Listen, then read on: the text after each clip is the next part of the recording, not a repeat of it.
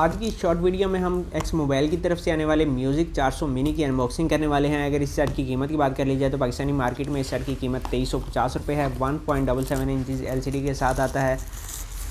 सबसे पहले आपको एक डिवाइस में देखने को मिलेगी जो कि काफ़ी खूबसूरत है, मगर साइज़ थोड़ा सा मोटा है। इसको हम साइड के ऊपर रख लेते हैं। इसके अलावा बॉक्स से आपको एक चार्जर मिलेगा जो कि माइक्रो की चार्जिंग पोर्ट के साथ है। 1800 mAh की बैटरी मिलेगी। एक वारंटी कार्ड मिलेगा, 1 ईयर ऑफिशियल ब्रांड वारंटी में होता है, और एक यूज़र मैनुअल मिलेगा।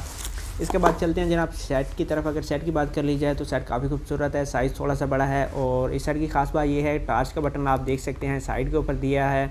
अगर सेट ऑफ भी हो तो आप इजीली टार्च को ऑन कर सकते हैं। अगर SMS कैपेसिटी की बात कर ली जाए तो इस फ़ोन के अंदर आप 300 SMS सेव कर सकते हैं और 500 कॉन्टैक्ट सेव कर सकते हैं। स्पीकर काफ़ी बड़ा दिया गया है, कैमरा भी मिल जाता है, और 2350 रुपये में इस सेट को बिल्कुल बाई किया जा सकता है।